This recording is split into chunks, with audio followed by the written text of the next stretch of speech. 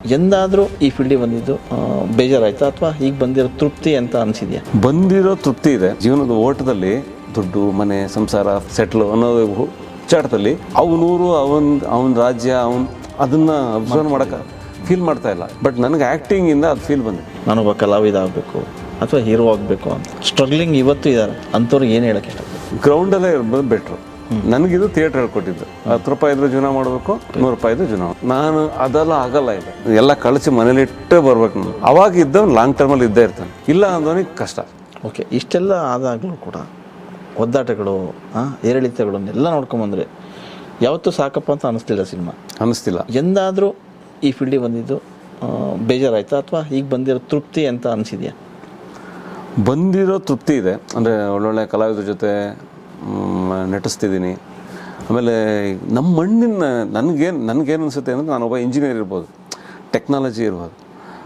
ಆದರೆ ನಾನೊಬ್ಬ ಇಂಜಿನಿಯರಾಗಿ ಎಲ್ಲೋ ಫಾರಿನಲ್ಲ, ಫ್ರಾನ್ಸಲ್ಲೋ, ಅಮೇರಿಕಾದಲ್ಲೋ ಹೋಗೋದೇನು ಈಸಿ. ಎಲ್ಲರೂ ಹೋಗ್ತಾರೆ, ಅಲ್ಲೇ ಸೆಟ್ಲ್ ಆಗ್ತಾರೆ, ಮನೆ ತಗೋ. ಆದರೆ ನಾನು ಈ ಮಣ್ಣು ಹುಟ್ಟಿದ್ದೀನಲ್ಲ, ಈ ಮಣ್ಣಿನ ವಾಸನೆನ ತುಂಬ ಜನ ಕೊಡೋದೇ ಇಲ್ಲ. ಈ ಮನುಷ್ಯನ ಈ ಜೀವನದ ಓಟದಲ್ಲಿ ದುಡ್ಡು, ಮನೆ, ಸಂಸಾರ, ಸೆಟ್ಲು ಅನ್ನೋದು ಹುಚ್ಚಾಟದಲ್ಲಿ ಅವನೂರು ಅವನ ರಾಜ್ಯ ಅದನ್ನು ಅಬ್ಸರ್ವ್ ಮಾಡೋಕ್ಕೆ ಫೀಲ್ ಮಾಡ್ತಾ ಇಲ್ಲ. ಓಕೆ. ಬಟ್ ನನಗೆ ಆ್ಯಕ್ಟಿಂಗಿಂದ ಅದು ಫೀಲ್ ಬಂದಿದೆ. ನನಗೀಗಲೂ ನನ್ನ ಮೊಬೈಲಲ್ಲಿ ಒಂದೊಂದು ಡಿಸ್ಟ್ರಿಕ್ಟಲ್ಲಿ ಒಬ್ಬೊಬ್ಬ ಫ್ರೆಂಡ್ ಇದ್ದಾರೆ. ಈಗ ಚಿತ್ರದುರ್ಗಕ್ಕೆ ಹೋದರೆ ಒಬ್ಬ ಫ್ರೆಂಡ್ ಇದ್ದಾನೆ. ಈ ಶೂಟಿಂಗೆಲ್ಲ ಹೋದಾಗ ಸಿಗ್ತಾರೆ. 33 ಡಿಸ್ಟ್ರಿಕ್ಟ್ ಫ್ರೆಂಡ್ಸ್ ಇದ್ದಾರೆ. ಅಂದರೆ ನನಗೆ ಆ ತೃಪ್ತಿ ಇದೆ. ನಾನು ಕರೆಕ್ಟ್ ಹೆಜ್ಜೆ ಇಟ್ಟಿದ್ದೀನಿ. ಬಟ್ ಬೀಯಿಂಗ್ ಆನ್ ಇಂಜಿನಿಯರ್, ನಾವು ಓದ್ಕೊಂಬಂದಿರೋದ್ರಿಂದ ಈ ಟೆಕ್ನಿಕಲಿ ಈ ಪ್ರಾಬ್ಲಮ್ಸ್ಗಳೇನಿದೆ ಅವಾಗ ಅನಿಸ್ತಿರುತ್ತೆ ನಾವು ಸರಿ ಮಾಡ್ಬೋದು, ನನ್ನ ಹತ್ರ ಐಡಿಯಾಗಳಿದೆ, ಸರಿ ಮಾಡ್ಬೋದು ಅಂತ. ಆದರೆ ನಮ್ಗೆ ವಾಯ್ಸ್ ಇಲ್ಲ. ಇಲ್ಲಿ ವಾಯ್ಸ್ ಇಂಡಸ್ಟ್ರಿ, ನಮ್ಮ ಇಂಡಸ್ಟ್ರಿ ಸಕ್ಸಸ್ಸಿಗೆ ಈಕ್ವಲ್ ಟು ವಾಯ್ಸ್. ಈಗ ನಾನು ಮಾತಾಡಿದ್ರೆ ತಲಾಟೆ ಅಂದ್ಬಿಡ್ತಾರೆ. ಬಟ್ ಹಾಗೂ ತಡೆಯೋಕ್ಕಾಗ್ದಲ್ಲೇ ಒಂದ್ಸರಿ ಬೊಮ್ಮಾಯಿ ಅವ್ರು ಚೀಫ್ ಮಿನಿಸ್ಟರ್ ಆದಾಗ ಒಂದು ಟ್ವೀಟ್ ಮಾಡಿದ್ದೆ. ನಾನು ತಡೆಯೋಕ್ಕಾಗದೆ. ಟ್ವೀಟರ್ ಯಾರು ಗೊತ್ತಾಗಲ್ವಲ್ಲ, ನಮಗೇನು ಅಷ್ಟು ಫಾಲೋವರ್ಸ್ ಇಲ್ಲ. ಎಲ್ಲ ಬಸ್ ಸ್ಟ್ಯಾಂಡಲ್ಲೂ ಒಂದು ಥಿಯೇಟ್ರ್ ಮಾಡಿ ಸರ್ ಅಂತ. KSRTC ಬಸ್ ಸ್ಟ್ಯಾಂಡಲ್ಲಿ ಒಂದು ಥಿಯೇಟ್ರ್ ಮಾಡಿ, ಏನು 150 ಸ್ಕ್ರೀನು. ಸಿಂಪಲ್ ಆಗಿದೆ, ಏನು ಅಟ್ಮಾಸ್ ಏನು ಬೇಡ, ಸಿಂಪಲ್, ಕೇಳಿಸ್ಬೇಕು, ಚೆನ್ನಾಗಿ ಕಾಣಿಸ್ಬೇಕು ಅಷ್ಟೆ ಮಾಡಿ. ಅದರಲ್ಲಿ ಏನು ಅಂದರೆ ಈ ಥಿಯೇಟ್ರಿಗೆ ಬರೋಕ್ಕಾಗ, ಮೇನ್ ಸ್ಟ್ರೀಮ್ ಥಿಯೇಟ್ರಿಗೆ ಬಡೆ ಕಟ್ಟೋಕ್ಕಾಗದೆ ಅಂದ್ರೆ ಜಾಗ ಕೊಡಿ, 50 ರೂಪಾಯಿ ಇಡಿ. ಈ floating population, bus stand bus ಸಿಗಲಿಲ್ಲ ಅಥವಾ ಸಂಜೆ ಬಸ್ ಇದೆ ಬೆಳಗ್ಗೆ, ಅವ್ರು ನೋಡಲಿ. ಬಸ್ ಸ್ಟ್ಯಾಂಡು KSRTC ನಿಮ್ಮದೇ 33 ಥಿಯೇಟ್ರ್ ಆಗುತ್ತೆ. ಆಫ್ ಬೀಟ್ ಸಿನಿಮಾ ಮಾಡೋರು ಏನೋ ಮಾಡೋರಿಗೆ 33 ಥಿಯೇಟ್ರ್ ಸಿಗ್ತಲ್ಲ ಸರ್, ಓಪನ್ ಮಾಡಿ ಸರ್ ಅಂತ ಹಾಕಿದ್ದೆ. ಇದಕ್ಕೊಂದು ನೀಟು ನಿಮ್ಮ ಚೇಂಬರ್ ಕಡೆಯಿಂದ ಲೆಟರ್ ತಂದಿ ಅಂತ ಹೇಳಿದ್ರು. ಚೇಂಬರ್ ಅಂದ ತಕ್ಷಣ ಸುಮ್ಮನೆ ಆಗ್ಬಿಟ್ಟೆ ನಾನು. ನಮ್ಗೆ ಲಿಂಕ್ ಇಲ್ಲ, ಅಲ್ಲಿ ಯಾರೂ ಪರಿಚಯ ಇಲ್ಲ. ಆಮೇಲೆ ನಾವು ಅಲ್ಲಿ ಹೋದ ತಕ್ಷಣ ಮತ್ತೆ ಹೈರಾರ್ಕಿ, ಸಕ್ಸಸ್ ಮೇಲೆ ಇಲ್ಲಿ ಅಳಿತಾರೆ ಅಂದರೆ ವಿಷಯಗಳನ್ನ. ನನ್ನ ಹತ್ರ ವಿಷಯ ಇದ್ರೂ ಕೂಡ ಸಕ್ಸಸ್ ಇಲ್ಲ ಅಂದರೆ ನನ್ನ ವಿಷಯಕ್ಕೆ ಬೆಲೆ ಇಲ್ಲ. ಯಾರು ಅಶ್ವಿನ್, ಯಾರು ಇನ್ನೂ ಸ್ಟ್ರಗ್ಲಿಂಗು ಅಂದರೆ ಇವನು ಥಾಟ್ಸು ಸ್ಟ್ರಗಲ್ ಅನ್ನೋ ಥರ. ಹಂಗೆ ಆ ಥರದ್ದು ತುಂಬ ಇದೆ. ಅಂದರೆ ನಾನು ಬಂದಿರೋ ಫೀಲ್ಡ್ ಸರಿಗಿದೆ. ಈಗ ಉದಾಹರಣೆಗೆ ನಾವೇ ಹೇಳ್ಬೇಕಂದ್ರೆ, ನಾವು ವೆಬ್ ಸೀರೀಸ್ ನೋಡ್ತಾ ಇದ್ದೀವಿ. ಈ ಲಾಕ್ಡೌನಲ್ಲಂತೂ ಯಾವ ಭಾಷೆ ನೋಡಿದ್ದು ನನಗೆ ಗೊತ್ತಿಲ್ಲ. ಕನ್ನಡದಲ್ಲಿ ವೆಬ್ ಸೀರೀಸು ಓಪನ್ನೇ ಆಗಿಲ್ಲ. ಅಂದರೆ ಈಗ ಹೆಂಗೆ ಅಂದರೆ ಊರ ಪಕ್ಕದಲ್ಲಿ ಜಾಗ ಇದೆ, ಸೈಟೇ ಮಾಡಿಲ್ಲ ಅನ್ನಂಗೆ ಆಗಿದೆ. ನೋಡಿ, ಎಲ್ಲ ಭಾಷೆಯ OTTನಲ್ಲಿ ಕಾಣ್ತವೆ, ಕನ್ನಡ ಭಾಷೆಯು ಕಮ್ಮಿ ಇದ್ರೂ ಕೂಡ ಕಮ್ಮಿ. ಆಮೇಲೆ ನೀವು ಹೇಳ್ದಂಗೆ ಸಿನಿಮಾಗಳನ್ನ ಈಗ OTT ಆಗಲಿ ಅಥವಾ TV ರೈಟ್ಸ್ ಆಗಲಿ ತಗೊಳ್ಳೋದೇ ಕಷ್ಟ. ಹಾಗಾದ್ಮೇಲೆ ಕಲಾವಿದರ ಕಷ್ಟ ಇನ್ನೂ ಅನುಭವಿಸ್ಬೇಕಾಗುತ್ತೆ. ಹೌದು ಅಲ್ವಾ? ಓಕೆ, ನಿಮಗೆ ಈಗ ಆ್ಯಸ್ ಎ ಪೋಷಕ ನಟರಾಗಿ ನಾನು ಎಲ್ಲ ಥರದ ಪಾತ್ರಗಳನ್ನು ಮಾಡ್ತೀನಿ ಅಂತ ಹೇಳ್ತೀರಿ. ಹಾಗೇನೆ, ಯಾಕಂದರೆ ನೀವು ಆಗಲೇ ಒಂದು ಮಾತಾಡಿದ್ರಿ, ಹೀರೋ ಆಗಿ ಸಕ್ಸಸ್ ಕಾಣೋದು ಭಾಳ ಕಷ್ಟ. ಅವ್ರು ಕಂಡ್ರು ಅಂದರೆ ಅವ್ರು ಗ್ರೇಟು ಅಂತ ನಿಜವಾಗ್ಲೂ ನೀವು ಹೇಳಿದ್ರಿ. ಬಟ್ ಒಬ್ಬ ಪೋಷಕ ನಟನಾಗಿ ಗುರ್ಸ್ಕೊಡೋದು ಭಾಳ ಕಷ್ಟನೇ. ಈಗ ಎಕ್ಸಾಂಪಲ್ ಬಾಲಿವುಡ್ಡಲ್ಲಿ ನವಾಜುದ್ದೀನ್ ಸಿದ್ದಿಕಿ ಆಗಿರ್ಬೋದು, ಇರ್ಫಾನ್ ಖಾನ್ ಆಗಿರ್ಬೋದು, ಅವರೆಲ್ಲ ಇವತ್ತು ಅವ್ರ ಬಗ್ಗೆ ನಾವು ಮಾತಾಡ್ತೀವಿ ಅಂದ್ರೆ ಪೋಷಕ ಕಲಾವಿದರೆ.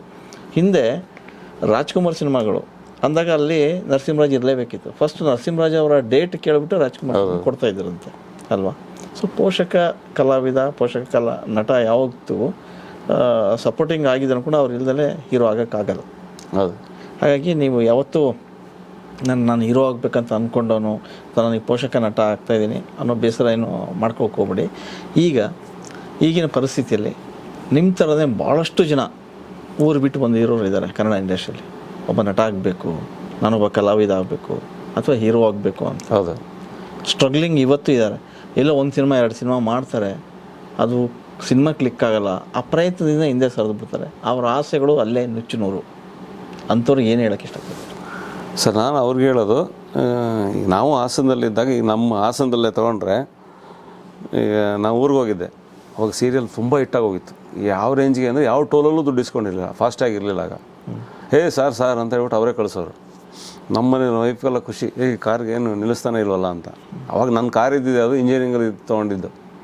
ನನ್ನ ಕಾರ್ ಇಲ್ಲಿಗೆ ಬಂದಮೇಲೆ ತೊಗೊಂಡಿಲ್ಲ. ಬಟ್ ನನಗನ್ಸಿದ್ದು, ಈಗ ಊರಿಗೆ ಹೋದ ತಕ್ಷಣ ಆ್ಯಕ್ಟಿಂಗ್ ಏನು ಮಾಡ್ತಿದ್ದೆ ಈಗ ಊರವ್ರು ಯಾರೋ ದೊಡ್ಡವರು ಆ್ಯಕ್ಟಿಂಗ್ ಹಳ್ಳೀಲಿ ಜೀವನಕ್ಕೆ ಅನ್ನೋದು. ಅಂದರೆ ಜೀವನಕ್ಕೆ ಕಲ್ಲಾಯಿದು ಅನ್ನೋದು ಹಳ್ಳಿಗೂ ಒಂಥರ ಸ್ಪ್ರೆಡ್ ಆಗ್ಬಿಟ್ಟಿದೆ. ಸಿನಿಮಾ ಅಂದರೆ ಜೀವನ ಅಲ್ಲ ಅದು, ಏನೋ ಶೋಕಿಗೆ ಮಾಡ್ತಾನೆ ಅಂತ. ನಾನು ಜಗಳ ಆಡ್ತಿದ್ದೆ, ಶೋಕಿಗಲ್ಲ ಇದು, ನಾನು ಮನಸ್ಸಿಟ್ಟು ಮಾಡಿರೋದು, ಇದೇ ಬದುಕು. ಇದೇ ಬದುಕು. ಮೇ ಬಿ ಶೋಕಿಗೆ ಸ್ಟಾರ್ಟ್ ಆಗಿರ್ಬೋದು ಇಂಟ್ರೆಸ್ಟು, ಬಣ್ಣ ಹಾಕಬೇಕು, ಆ್ಯಕ್ಟ್ ಮಾಡಬೇಕು ಅಂತ. ಬಟ್ ಒಳಗೆ ಬಂದಮೇಲೆ ಸೀರಿಯಸ್ ಆಗಿದ್ದೀನಿ ನಾನು. ಸೀರಿಯಸ್ ಆಗಿದೆ, ಸೀರಿಯಸ್ನೆಸ್ ಇದೆ, ಇಲ್ಲೇ ಇದ್ದೀನಿ ಅಂತ. ಬಟ್ ಈಗ ಬರ್ತಿದಾರಲ್ಲ, ಈಗ ಬರ್ತಿರೋರು ತುಂಬ ಜನ ನಾನು ಮೀಟ್ ಮಾಡ್ತೀನಿ ಸೆಟ್ಟಲ್ಲಿ. ಸರ್ ನಾನು ಆ್ಯಕ್ಟ್ರು ಚೆನ್ನಾಗಿರ್ತಾನೆ, ಜಿಮ್ ಮಾಡಿರ್ತಾನೆ, ಒಳ್ಳೆ ಬಟ್ಟೆ ಹಾಕಿರ್ತಾನೆ, ಅದು ಇನಿಷಿಯಲ್ ಡೇಸ್, ಅದು ಕೂದಲೆಲ್ಲ ಒದ್ದಾಬಿಟ್ಟಿರ್ತಾನೆ, ಎಲ್ಲ ಸ್ಮಾರ್ಟ್ ಆಗಿರ್ತಾನೆ. ಮಾತಾಡಿಸಿದಾಗ ಯಾರೋ ಒಬ್ಬ ದೊಡ್ಡ ಸುದೀಪ್ ಸರ್ ಇರ್ಬೋದು, ದರ್ಶನ್ ಸರ್ ಇರ್ಬೋದು, ಯಾರೋ ಧನು ಅವ್ರು ಇರ್ಬೋದು, ರಕ್ಷಿತ್, ಯಾರೋ ಒಬ್ಬ ಐಕಾನಾಗಿ ಇಟ್ಕೊಂಡಿದ್ರು. ಅದು ಐಕಾನಾಗಿ ಇಟ್ಕೊಂಡು ಅವ್ರ ಥರ ನಾನು ಹೇಳಿದ್ದೀನಿ, ಅವ್ರ ಥರ ಜರ್ನಿ ಮಾಡಿ ಅವ್ರ ಥರ ಆಗ್ತೀನಿ ಅಂದರೆ ಆಗಲ್ಲ. ಅವರೊಬ್ಬರೇ, ಧನಂಜಯ್ ಒಬ್ಬರೇ, ರಕ್ಷಿತ್ ಅವರೊಬ್ಬರೇ, ದರ್ಶನ್ ಸರ್ ಒಬ್ಬರೇ, ಸುದೀಪ್ ಸರ್ ಒಬ್ಬರೇ, ಪುನೀತ್ ಸರ್ ಒಬ್ಬರೇ, ಶಿವಣ್ಣ ಅವರೊಬ್ಬರೇ, ಮತ್ತಿನ್ನೊಬ್ರು ಆಗಲ್ಲ. ನಿಂದೇನಲ್ಲೂ ಇರಬೇಕು, ನಿಂದು ಯೂನಿಕ್ನೆಸ್ ಆಗಿ ಅಷ್ಟೇ, ನಿಂದು ಏನಲ್ಲೂ ಒಂದು ಯೂನಿಕ್ನೆಸ್ ಇರಬೇಕಲ್ಲ, ಅದನ್ನು ಬೆಳೆಸ್ಕೊಳ್ಳಿ ಅಂತ. ಕೆಲವರು ಬುದ್ಧಿಜೀವಿ ಥರ ಮಾತಾಡ್ತಾನೆ ಅಂತ ಅನ್ಕೋತಾರೆ. ಆಮೇಲೆ ಇನ್ನೊಂದೇನು ಅಂದರೆ, ಬರೋರು ಆಲ್ರೆಡಿ ಆ್ಯಕ್ಟ್ರ್ ಅಂದ ತಕ್ಷಣ ಒಂದು ಬೇಸಿಕ್ ಮಾಡ್ಕೋತಾರೆ, ನಾವು ಹಿಂಗೆ ಇರಬೇಕು, ಇಷ್ಟು ಈಗ ಕಂಫರ್ಟ್ ಇರಬೇಕು, ಹಂಗೆ ಅದಕ್ಕೆ ಒಂದಿಷ್ಟು ಸಾಲ ಸೋಲ ಮೇಂಟೈನ್ ಮಾಡಬೇಕು. ಇಲ್ಲ ಯಾರೋ ಅಣ್ಣ ಕೊಡ್ತಾನೆ, ಪಾಪ ಕೊಡ್ತಾರೆ, ಅದಲ್ಲ, ಗ್ರೌಂಡಲ್ಲೇ ಇರ್ಬೋದು ಬೆಟ್ರು.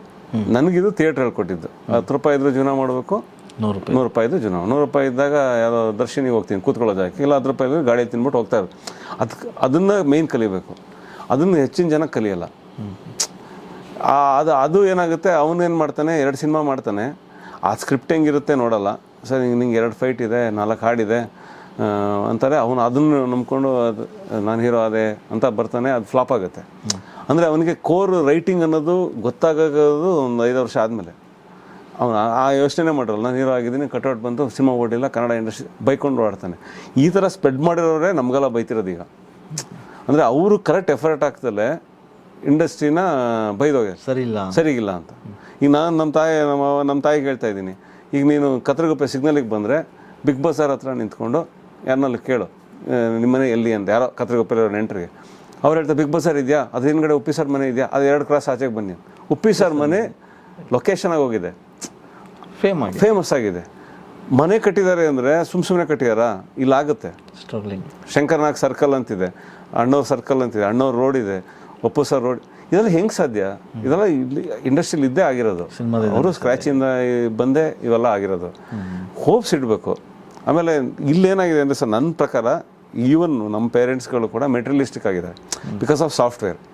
ಈಗ ಹೆಂಗೆ ಅಂದರೆ, ಇಂಜಿನಿಯರಿಂಗ್ ಎಷ್ಟು ವರ್ಷನಾலும் ಮಾಡಲಿಕ್ಕೆ ಕೆಲಸ ಸಿಗುತ್ತೆ. ಒಂದು 5,000 ಕಂಪ್ನಿ ಇದೆ ಬೆಂಗಳೂರಲ್ಲಿ, ಬೇಡ ಪೂನಾಗೆ ಹೋಗ್ತೀನಿ, ಇಲ್ಲ ಹೈದರಾಬಾದ್ಗೆ ಹೋಗ್ತೀನಿ, ಚೆನ್ನೈಗೆ, ಎಲ್ಲ ಕಡೆ ಸಾಫ್ಟ್ವೇರ್ ಇದೆ ಇಂಡಿಯಾದಲ್ಲಿ. ಏನೋ ಒಂದು ಜಾಬ್ ಸಿಗುತ್ತೆ. ಒಂದು ಕಮ್ಮಿ ಸಂಬಳದಲ್ಲಿ 1 ವರ್ಷ ಮಾಡಿದ್ರೆ ನೆಕ್ಸ್ಟ್ ಇಯರ್ ಡಬಲ್ ಆಗೇ ಆಗುತ್ತೆ ಇಂಜಿನಿಯರ್ಸ್. ಯಾಕೆಂದರೆ ಅಷ್ಟು ಜನ ಬೇಕು.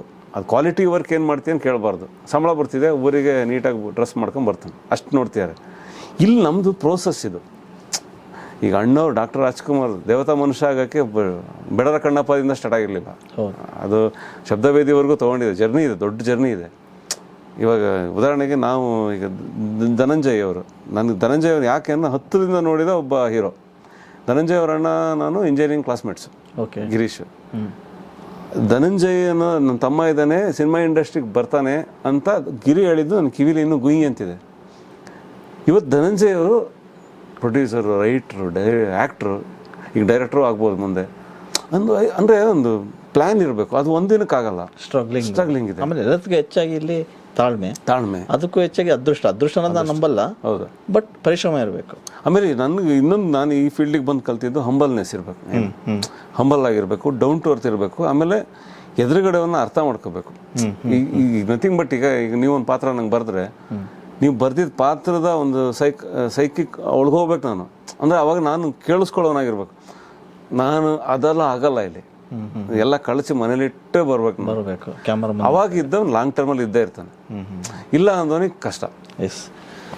ಇಷ್ಟೊತ್ತು ಏನು ಅಶ್ವಿನ್ ಹಾಸನ್ ಅವರು ಮಾತಾಡಿದರು ಅಂದರೆ, ಅವ್ರು ಬಂದು 1 ದಶಕ ಆಯಿತು, 90 ಸಿನಿಮಾ ಆಗಿದೆ, ಈಗ 91ನೇ ಸಿನಿಮಾ ನಡೀತಾ ಇದೆ. ಕನ್ನಡ ಮಾತ್ರ ಅಲ್ಲ, ಪ್ರಭಾಷಾ ಸಿನಿಮಾಗಳು ಈಗ ಕೈ ಬೀಸಿ ಕರಿತಾ ಇದೆ ಅವ್ರನ್ನ. ಸೊ ಏರಿಳಿತಗಳು ಸಾಕಷ್ಟಾಗಿದೆ ಅವ್ರ ಲೈಫಲ್ಲಿ. ಅಂದರೆ ಒಂದು IT-BT ಕಂಪ್ನಿಯಲ್ಲಿ ಇದ್ದಂಥವ್ರು ಕಲೆನ ಆರಾಧಿಸ್ಕೊಂಡು, ಕಲೆನೇ ಪ್ರೀತಿಸ್ಕೊಂಡು ಇಲ್ಲೇ ನಾನು ಬದುಕು ಕಟ್ಕೋಬೇಕು ಅಂತೇಳಿ ಬಂದರು. ಅವರು ಕೂಡ ಸಾಕಷ್ಟು ನೋವಾಗಿದೆ, ಬಿದ್ದಿದ್ದಾರೆ, ಎದ್ದಿದ್ದಾರೆ, ಸೋತಿದ್ದಾರೆ, ಗೆದ್ದಿದ್ದಾರೆ. ಇದೆಲ್ಲದರ ನಡುವೆ ಅವರು ಭಾವನೆಗಳನ್ನು ವ್ಯಕ್ತಪಡಿಸಿದರು ಒಂದಿಷ್ಟು.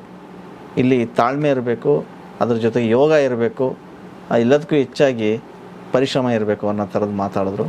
ಸೊ ಅಶ್ವಿನ್ ಅವರೇ, ಸರ್ ನಿಮ್ಮ ಲೈಫ್ ಮುಂದಿನ ದಿನಗಳಲ್ಲಿ ಇನ್ನೂ ಚೆನ್ನಾಗಿರಲಿ. Thank you sir. ಈ 90 ಮತ್ತು ಅದು ಮಲ್ಟಿಪಲ್ ಆಗಲಿ, ಮುಂದಿನ ದಿನಗಳಲ್ಲಿ ಒಂದಿಷ್ಟು ಸಕ್ಸಸ್ ನಿಮ್ಗೆ ಸಿಗಲಿ. ಸೊ ಹೀರೋ ಅನ್ನೋಕ್ಕಿಂತ ಹೆಚ್ಚಾಗಿ ನೀವೊಬ್ಬ ಒಳ್ಳೆ ಕಲಾವಿದರಾಗಿ ಕನ್ನಡ ಇಂಡಸ್ಟ್ರಿಯಲ್ಲಿ ಇರ್ರಿ ಅಂತೇಳಿ ನಾವು ಆಶಿಸ್ತೀವಿ. ಒಳ್ಳೆಯದಾಗಲಿ. Thank you sir. ನನಗೂ ಈ ಕರ್ನಾಟಕ TV ಚಾನ್ಸ್ ಕೊಟ್ಟಿದ್ದಕ್ಕೆ ತುಂಬ, ಯಾಕೆಂದ್ರೆ ನಾನು one of the subscriber. Okay. ನಾನು ನೋಡ್ತಿದ್ದೆ, ಅಂದರೆ ಈಗ ನೀವು ಬಂದಮೇಲೆ ಸಿನಿಮಾದ್ದು ನೋಡೋಕೆ ಸ್ಟಾರ್ಟ್ ಮಾಡಿದ್ದು. ಮುಂಚೆ ಇದು ಪೊಲಿಟಿಕ್ಸ್ಗೆ ಸರ್ವ್ ಮಾಡ್ತಿದ್ದು ಇಂಟರ್ವ್ಯೂ ಸೂಪರ್ ಇಷ್ಟ ಆಗಿತ್ತು ನನಗೆ. ಯಾಕೆಂದರೆ ಅವ್ರು ನಮ್ಮ ಹಾಸನ ಮಂಡ್ಯ ಸ್ಲ್ಯಾಂಗಲ್ಲಿ ಮಾತಾಡ್ತಿದ್ರು ಬಿಫೋರ್ ಈ ನಮ್ಮ MLA ಎಲೆಕ್ಷನ್ ಟೈಮಲ್ಲಿ. ಅವಾಗ ನಾನು ಸಬ್ಸ್ಕ್ರೈಬ್ ಆಗಿದ್ದು. ಸೊ ಇಲ್ಲಿ ಚಾನ್ಸ್ ಸಿಕ್ಕಿದ್ದಕ್ಕೆ ತುಂಬ ಥ್ಯಾಂಕ್ಸ್. Thank you.